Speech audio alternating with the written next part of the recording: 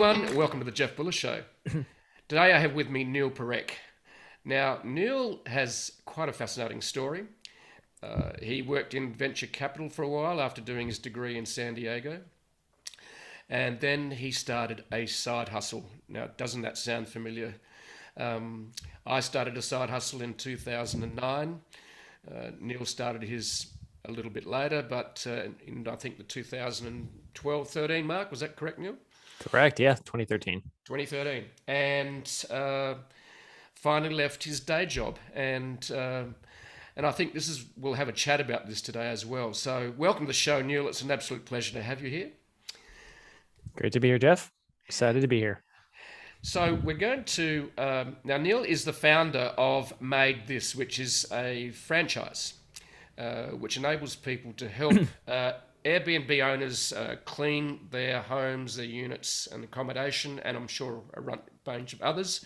But it's designed for remote work, which is very timely in the current situation we're in 2021. And after what happened in 2020. So we're going to have some really interesting conversations, I'm sure, and learnings from Neel about his experience in this area. And so, Neel, you went and did your university degree in San Diego. Why did you choose the subjects that you chose? Yeah. Went down in sunny San Diego. So I studied economics and psychology. And to be honest, that was just the closest major they had to business. So I decided to do that. I think I always wanted to do something in business. I kind of grew up around it. My parents were small business owners. So I figured that was something I'd do at some point. So that was what led me to study economics, at least. Okay. So you did that at San Diego, and then you did an internship, I think, with a venture capital firm or advisory firm. Yeah, well, I had a variety of different internships throughout college, but then post college, my first my real job was at a venture capital company in Los Angeles. So it was kind of growth private equity is what the actual term was for size. So we were writing checks anywhere between $5 to $20 million to different companies to take a minority stake. Mm-hmm. So yeah, it was exciting. It was working right in the tech field, just getting to invest in lots of different software companies and high end tech companies. Okay. Yeah. So you were there for a while, and and this is where did the side hustle idea come from? uh, Jeff, you familiar with Reddit? Sorry, what? Are you familiar with Reddit? Absolutely. Reddit.com? Absolutely. Yeah. Yeah. So I was on Reddit, and I was always on Reddit while working. Hopefully, they don't listen to this and get mad at me years later. But I was always on Reddit, looking at different ideas of what to do, and I just always wanted a side hustle. I just wanted to eventually quit and travel. Like, right? So I knew I was going to be there for a while, and I wanted to take a year off for backpacking.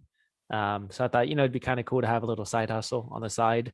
In addition, I kind of just wanted additional money to help support my parents financially, since they had video rental stores, which were not doing that well at the time.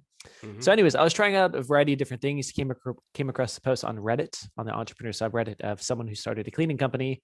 He had posted the steps, and I thought, I'm doing a bunch of stuff. Why not try this as well? Let me give it a shot. So I started following it, and it started working. And that was the start of MaidThis.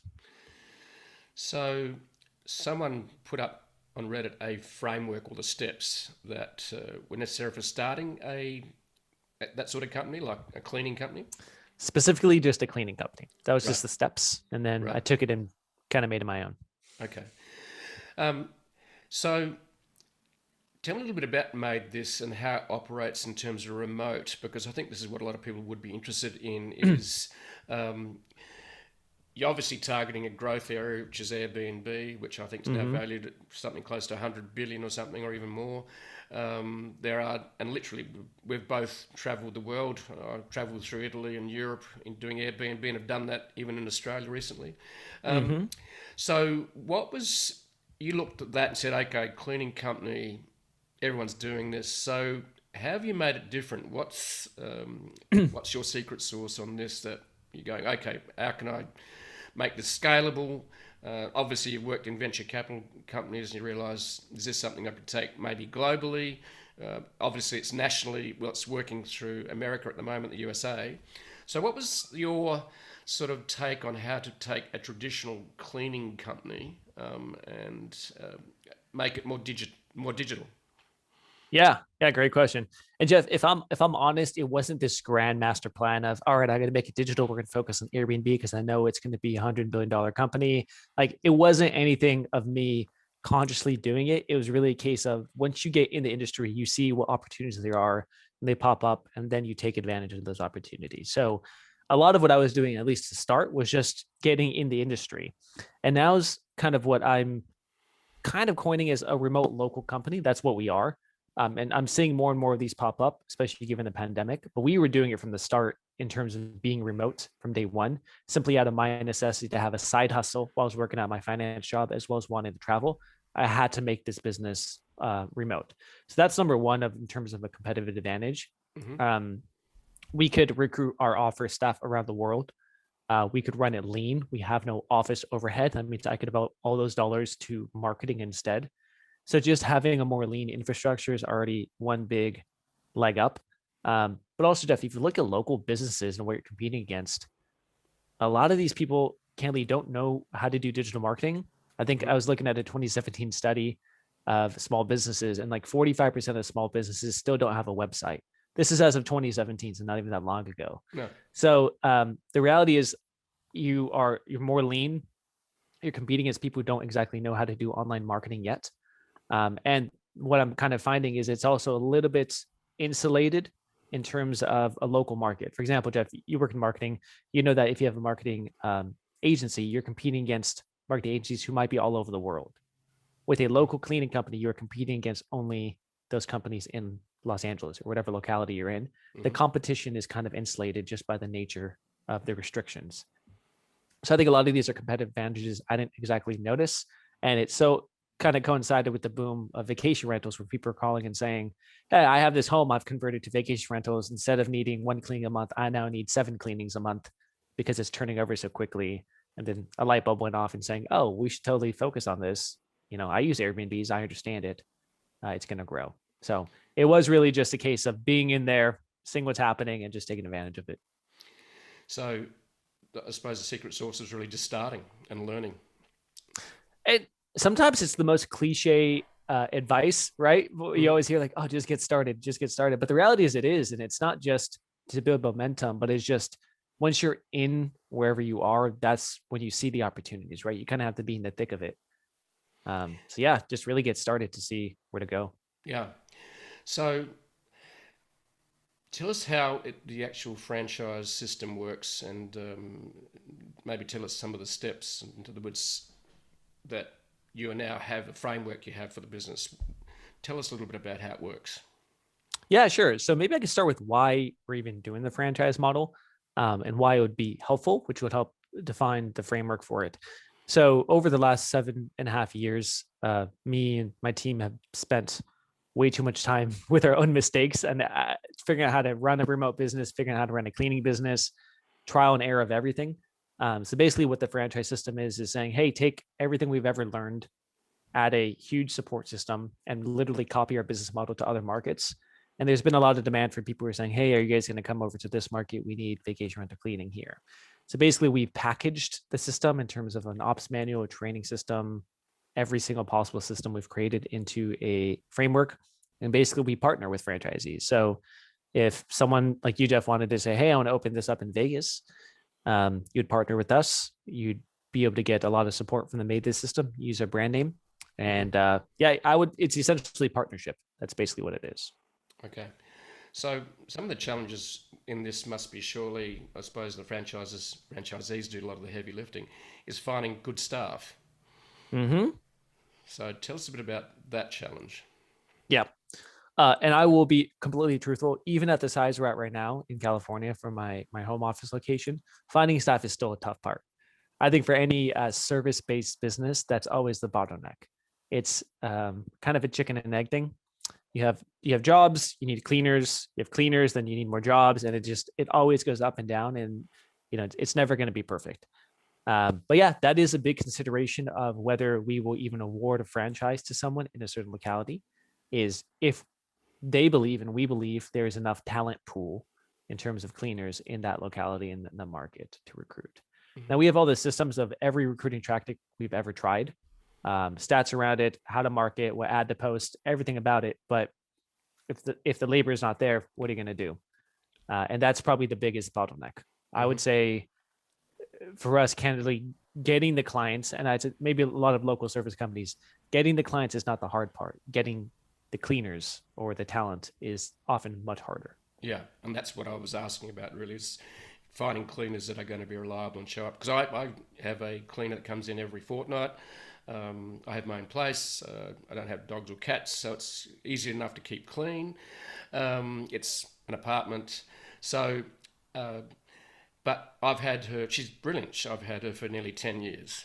And so that's the real challenge, because there's good cleaners and bad cleaners. There's good plumbers and there's bad plumbers. So the franchisees are responsible then for the hiring, and I suppose you help them with the techniques and tactics and processes, I suppose.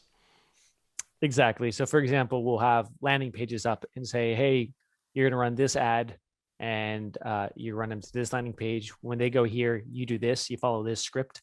So everything is there already scripted, because we have to do it ourselves already. They simply follow the blueprint, but the franchisees are the ones actually working the system.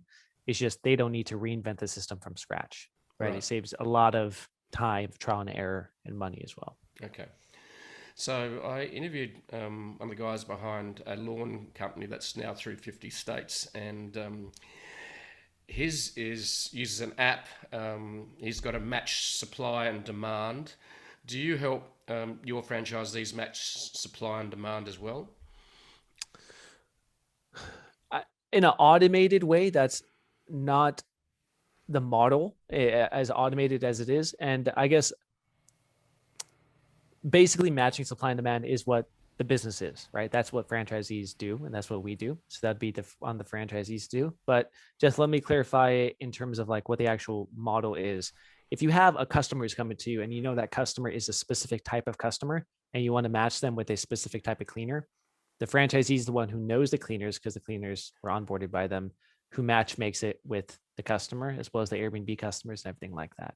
Right. So a lot of it is the franchisee getting to know what's going to work and playing that matchmaker role, and then moving on to the next customer or the next cleaner, and kind of keep going and building from there. So, right. Yeah. Okay. So what I am curious about is, so what are some of the tools that allow you to have this as a remote work business? So, and as in the last 12 months, it's become more and more important to be able to manage teams, people, and a lot of tools are coming out, have come out over the last few years, and especially in the last 12 months, from managing teams to monitoring to making sure they're, measure. So, what are some of the tools you're using within your business for MaidThis? Yeah, absolutely. The one we would not be able to function without would be Slack. Slack is the central hub for everything. For all of our operations team, we're always in there constantly talking about what's going on, new customers, cleaners, everything. The central communication hub would be Slack. Now, it doesn't have to be Slack. It could be Discord, it could be whatever you want. But I think the efficiency of a tool like that for remote work is so huge. You can't just rely on emails and wait for someone to reply. A Slack message is just way quicker. So that's the central core of everything. Then we, of course, have our CRM, where customers go online and book. They get scheduled. The cleaners are in there. It automatically sends a schedule to cleaners. Then, of course, there's, not sure everyone needs this, but we have a VoIP system for phone calls. So the remote team can log in from their computer to the phone line, dial in, dial out, things like that. Then, of course, there's a variety of ancillary tools. Like Jeff, I know you're a big Trello guy. We use Asana, which is kind of similar as well, just for project management. Yep. That's not needed as much on the day-to-day basis. But I would say the crux of everything would be Slack. We use G Suite for our emails, Google Meets, things like that, as well as just the CRM, and that'd be the core. So what CRM are you using for your business? So we use one that's specific to cleaning companies. It's called Launch 27. We use a different one, which is more customized for vacation rentals. But there's a variety of different third-party softwares out there right now. And Jeff, this might be something which is even compared to, let's say, 2008, where a lot of times companies had to build their own software in order to do what they wanted to do. A lot of old franchisees have their own software because they had to build it from back in the day. Now there's so many third-party softwares and everything's linked together through Zapier that I think you don't need to build something unless you absolutely have to. There's just so many ways to automate things. So we have so many different software systems. They're all third party, but from the way the automations we set up, they all talk to each other, which is really cool. It makes things a lot quicker. Yeah. So let's touch on an area too that does involve tools again, and also business processes, which a lot of people think might be quite boring, but it can be quite exciting in the sense of a lot of companies like trying to think GitLab, then you've got companies like Buffer that have a process of documenting everything. GitLab, for example, has an 8,500 open source document or range of documents that documents everything they do, and they reveal it to everyone. So and I've talked to other people that are running remote businesses, and because a lot of businesses have had to be remote, some people are starting to go back to the office now, but a lot of businesses are saying, well, we can just be a remote business now. So do you document, like you've got a lot of processes, standard operating procedures, which you then share. How do you document your processes so you can share them easily? And what's your practice for doing that? Yeah, absolutely. And I think everyone needs that, right? Wherever you store it, at least get some process in. We use what we call MaidThis wiki, which is, there's a website called slab.com. There's a bunch of these, right? They're just online knowledge-based tools. So we use that, as well as Help Scout, which is our ticketing system.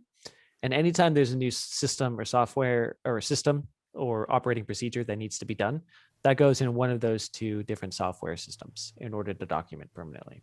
Right. And we use Loom a lot, which is like a video recording software for screen shares. And everything, like if I'm recording instructions, I'll type it out, but then I'm really going to make a Loom video, show myself doing it. That goes in a document, that goes in Slab. That's a SOP, which is now built.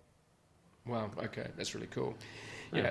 I'm certainly seeing a lot, instead of documentation being done with words. A lot of people say, well, if I was going to write all the words, I wouldn't do it.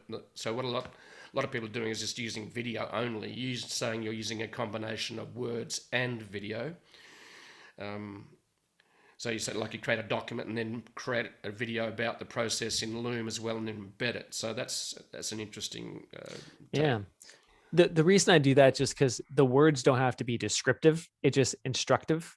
So for example, go to Indeed.com, create job posting, paste template. Like, it could just be very instructional. But if that's by itself, it's not enough instructions, but that combined with the video makes sense. So yeah, that's the reason why I think they're very complementary. Yeah. So and the other thing too is companies like Digital Marketer, they go and do their own marketing, then they document it, then they package it up and sell it. So, and there's a real power in that you create a process and a system which helps other people, and then going, hey, I've got a product I can sell now. Yep. And Digital Marketer and Ryan Dice and the team do that very, very well. So, all right, so you're documenting everything. Let's go back to the beginning. You started and you're going, what was your first major challenge you had when you started? I think at the beginning, it's always getting customers, right? I guess the first major challenge is I don't even know how to make a website. I work in finance. I'm in Excel spreadsheets. How do I make a very basic website? And this was like 2013. So I guess that was the first challenge of figuring out all that kind of stuff, which, there's enough resources online now to be able to do that quite easily. But after that was, I don't know how to get customers at all. And I didn't work in marketing, right? I worked in finance. So a lot of this was completely from scratch. If there's any one single business which uses the least amount of finance, it's probably cleaning business. Like it doesn't transfer that much, because a lot of what I'm doing right now is systems building and marketing. That's the whole name of the game. Right. So, yeah. So really, you're almost becoming a technology company. Is that correct? I'd probably say we're in terms of cleaning companies, we're probably one of the most tech forward local cleaning companies that exist. Now there's big ones, national ones like, handy.com, which are almost like the Uber for cleaning. So I would not consider those really direct competitors. So we'd kind of be in between the normal mom and pop shop and those VC tech companies, but only servicing a specific local market. Okay.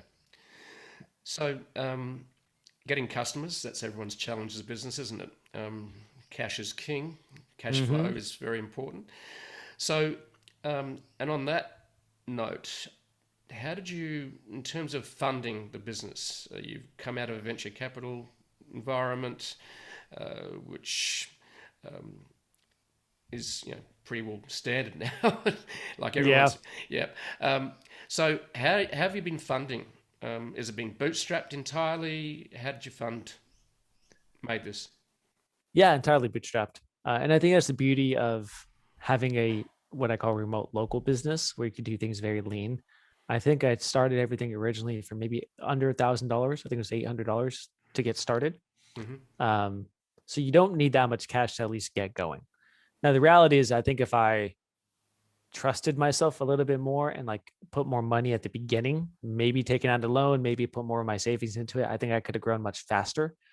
But I grew by putting that initial capital, get a customer, get profits, put it back into getting more customers. So it's been 100% bootstrapped. We've not taken any funding, and coming from the private equity venture capital world, I don't think I ever want to take funding.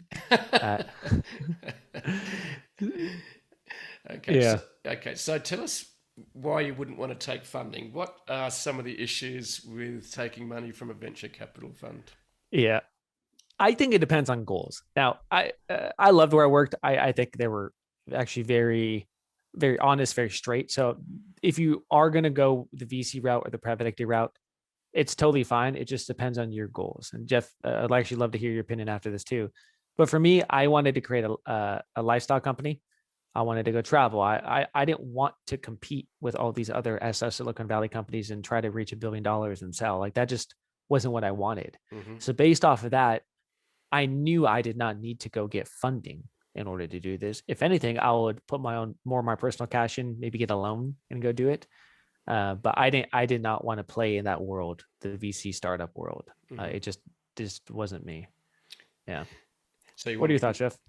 I do like that. For me, it's about maximizing my control. Also, like I have a lifestyle business. I can run this. I can run this from anywhere in the world. I did start doing consulting initially, and I have to show up and trade time for money. And I just went, and I had to get up early because I had American clients. And I went, you know what? I just don't want to do consulting. It didn't feel right for me. And I think that's the challenge for all of us as entrepreneurs, is designing a business that works for your life and what your goals are, rather than going, well, and some people want to go crazy and create, and build work 25 hours out of 24, build a business and sell it for $1 billion. And there's nothing wrong with that, but we're all got different goals. We all ways. We want to live in different ways. And I think that's the beauty about, and I think that's what's really great about, the world we live in now. The reach on marketing globally, if you want to, you can blow it up and use social media marketing to target someone in London or Europe. Right. It really doesn't matter. So you can go as big and fast as you want. Just depends on what your goals are, just like you mentioned. And you obviously want to spend more time traveling. So tell us a bit about that. We had a little chat before we hit the record button on this. So you've started the business in 2013, a side hustle. You left, I think, 2015 from your paid job, and then you went traveling. Is that correct? Correct. While you were building the business. While I was building the business, yeah. So we just gotten to a point, I think we're around 30,000 in monthly recurring revenue at the time that I left. So we were doing well, and it was on an upward trajectory. It wasn't like replacing my existing income, but well enough where I said, okay, it's about time to go. And I booked a one-way flight to Colombia and just started backpacking from there. Okay. So, what are some of the challenges of running a remote business? I can already think of a couple in my head. As you travel through well, I suppose it is a third world country.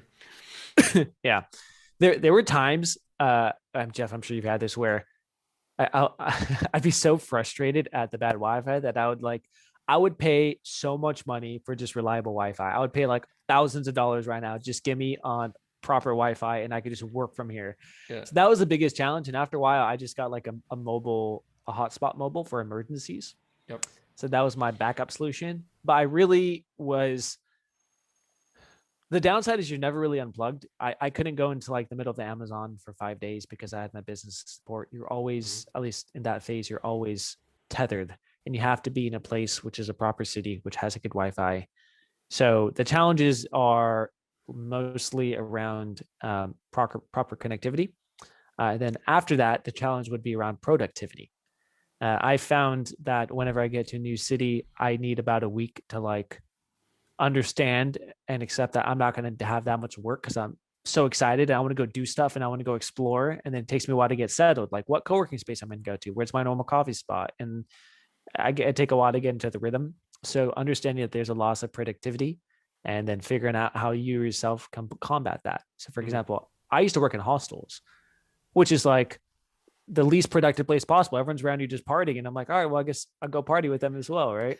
So I found that I need to get a co-working space right when I get somewhere, or else I'm not going to get stuff done. So it's just understanding yourself. Yeah. And that is the challenge. I remember I was traveling to Europe for 3 months in 2019. That was a good decision, wasn't it? 2019 to travel. Just made it. Just snuck in there. Yeah. But what I discovered was, and just like you mentioned, is that whenever you move, it takes a while to settle in the routine. Where's the nearest shop for food? Where's, can I get Wi-Fi? I've had issues, I was in Cortina and quite advanced, Italian city in the Dolomites, and we had issues we bought a dongle which actually had Wi-Fi on it, not landline, internet, broadband or anything. But the biggest challenge I had was the moving all the time. I maybe moved, and I think I counted it, I was moved about 20 to 23 times. Jeez. Over about 3 months. And that was tiring, trying to find a new place to stay, then make sure it had good internet. That was number one. Like a bed was secondary, Wi-Fi was number one priority, frankly. Yeah. So there's always a sofa, most of the time. So talking to Liam Martin, another entrepreneur that spends 2 to 3 months and actually specializes in remote work management. He said that what he does, he goes to one spot, settles in, gets everything in order, and then spends the next 2 to 3 months there and then explores around that hub.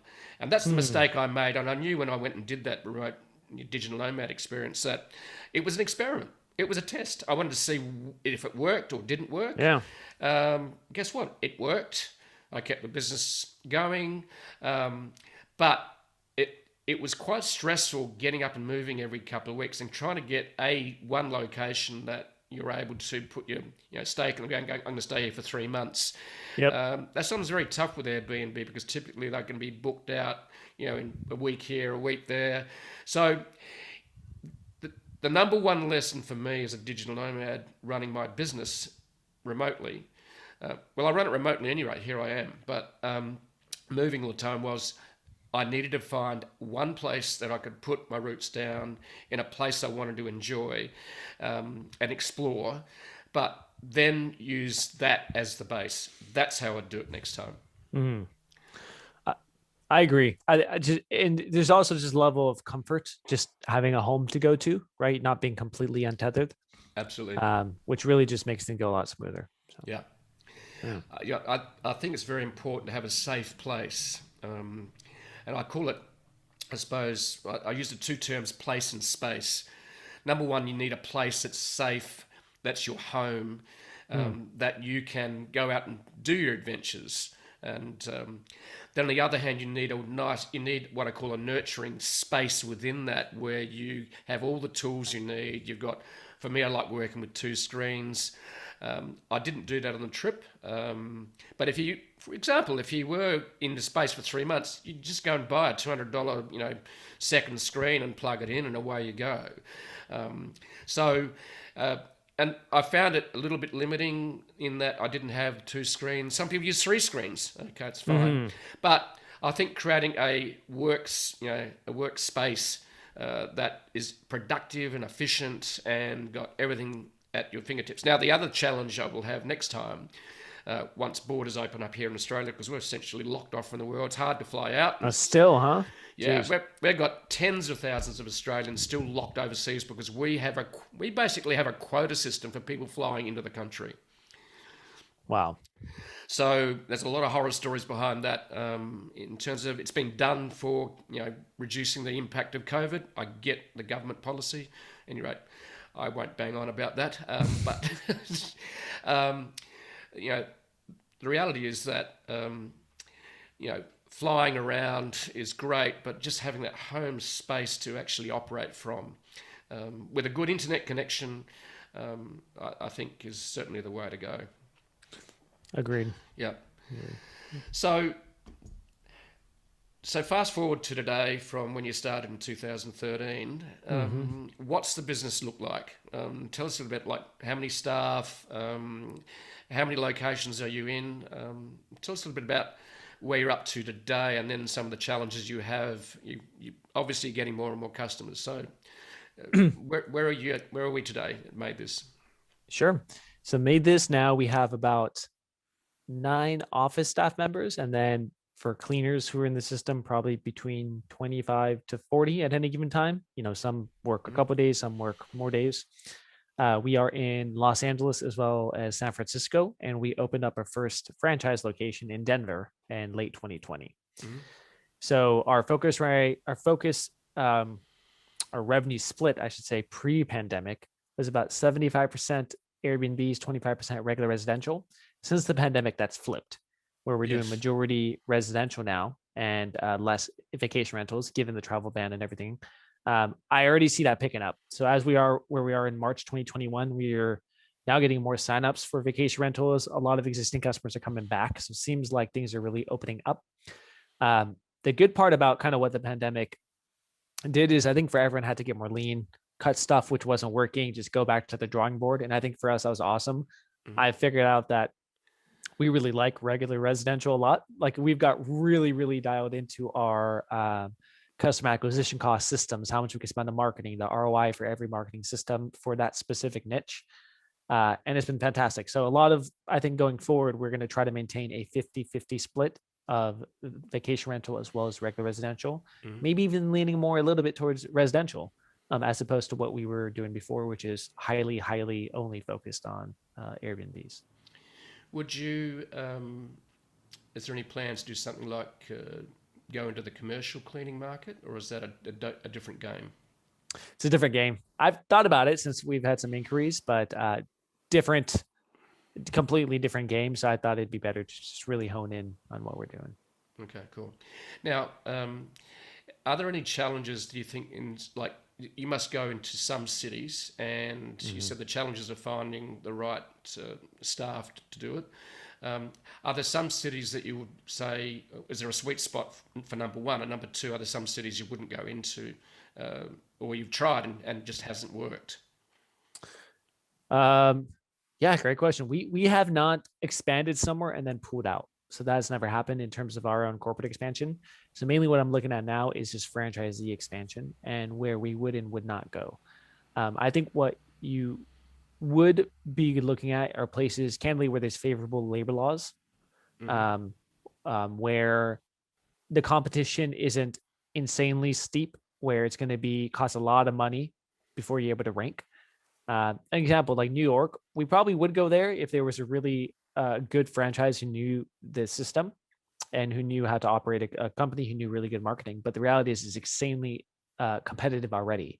The top cleaning company there, top 5 have like 1,000 Google reviews. It's going to take you a while before you're able to compete with them. But the reality is it's a fantastic market because of how many people are there. So if I'm looking at ideal spots, it'd be places where it's a good mix of both residential and still a good vacation rental spot. thinking places like Phoenix, Arizona. A lot of people still do vacation rentals there, but it's also a great residential place. So any location which has that very interesting dichotomy, where it's both, I think that's ripe for us. That's really good. Okay. So as you're moving forward, you're discovering what's the right mix of both target markets, Airbnb and private rental or private residences. And the other one is that mix of both holiday location as well as having a great residential permanent sort of base as well.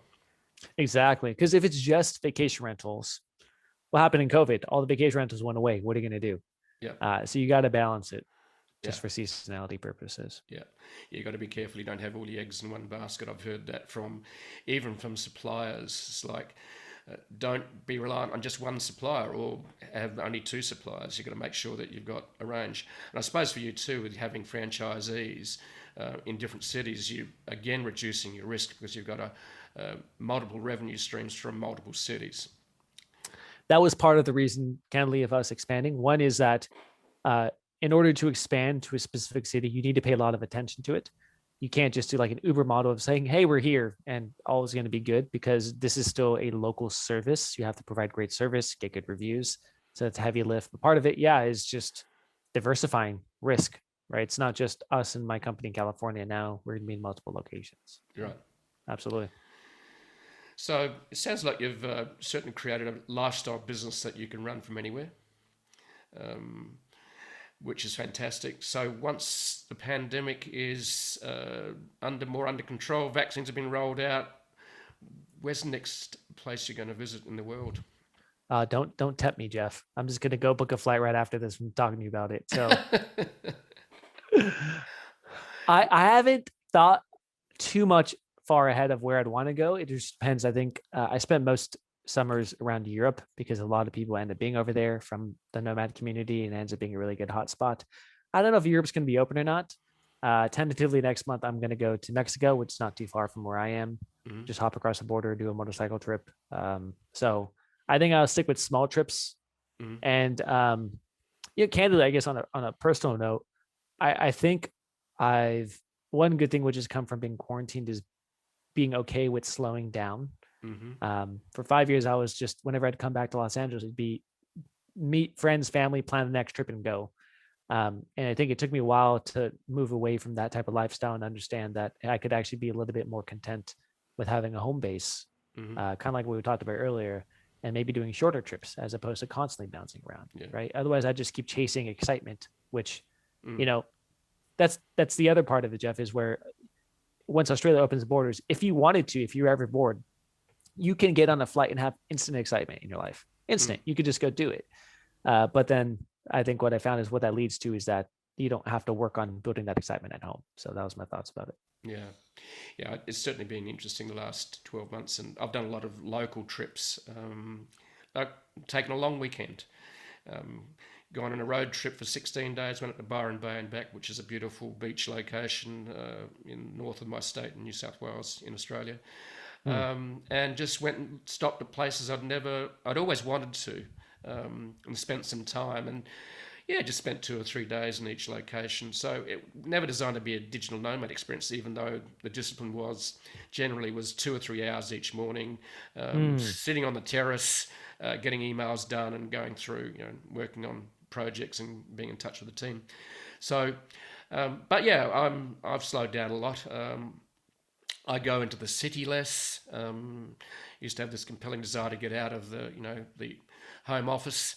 I think we've all had to learn how to be more content with where we are, because paradise is where you are. We just don't realize it quite often. It's a great phrase. Yeah. So just to finish up here, Neel, what would be some advice you'd give to people who want to start a side hustle? And maybe 2 or 3 things you've learned that to those sort of people that want to start, what would you advise them? I think the first is that your side hustle doesn't have to be completely unique, and it doesn't have to be your passion. This is just maybe my opinion, but cleaning is nothing unique, right? We just had a small little twist to it, and that's fine. But it's it doesn't have to be completely unique. I think when I was trying to come up with my own different businesses, it'd be like, oh, I'm going to do this, something which has never been done before. But the reality is now, I don't think I'd ever start something which has never been done before, because I'd rather have market validation and just do it better. So if you have that mentality, it really eases up your ideas, because you could simply look at other models which already exist and do something very similar. And it just makes the starting path easier, because the path is defined for you. Mm-hmm. And the second part, like I mentioned, it doesn't have to be your passion. I think a lot of times people try to make a business around their passion, which, the business is there to serve you. You could have your passion outside of where you make your money. It's not, they don't have to be tied together. Mm. So what brings you the most joy? Oof. Great. Jeff, now I'm going to say traveling right after we decided how content we are at home. But honestly, what gives me the most joy, I think, is connecting with unique people and having conversations I normally wouldn't, which make me think. And it just so happens that would happen more on the road. But the reality is you could have that anywhere. And for me, I think that personal interaction and just being able to meet unique, interesting people, it fascinates me. And I would love to do more and more of that. Mm. Yeah, I do love the experience and excitement of travel. And not so much the excitement, but to have a conversation with a waiter or a waitress that's serving you, for example, next to Lake Como, and just hearing their stories. And one thing I experimented with, and I still do it today, is when you get served by someone, I'm saying, in a restaurant or a cafe, going, so what's your name? And just ask them. Not to treat them as servants or slaves to me, but to take a personal interest in them. And you can almost see their eyes light up and their energy raise when you take the time to ask their name and find out what they do and maybe where they live. And guess what? The level of service seems to go up quite well as well. So, but I am fascinated by, and I look at someone and saying, I wonder what their story is. Or you see, or you see a couple walk in, you're going, I wonder what their background is. Where do they live? How is life for them? And I think being curious is certainly one of the things that serves me very well. I write to learn. I try to make sense of the noise. For me, writing is where I discover my truth. But I think being curious is important. But one of the places I really feel joy is sitting around a table with good food and wine and with your friends, and that brings a lot of happiness to me. Just that simple event. Yeah. And it doesn't have to be big. It just and you can be talking shit, really doesn't matter. But having fun and just enjoy being fully human, I think, and that's and I think this is what's been taught us in the last 12 months is we've had to work out what's important. Mm-hmm. Yeah. So yeah. I agree, and hopefully we could all get back to that very soon. It's light at the end of the tunnel. So yeah, let's see. Yep. Well, thank you, Neel, for your time. It's been an absolute pleasure. Great to hear about from a fellow side hustler. In a completely different industry, but you've worked on designing your life that works for you, and life and business do not need to be separate. They're the one and the same. It's called life. And thank you for sharing your life journey and experiences, Neel. It's been fantastic. Awesome. Thank you for having me, Jeff.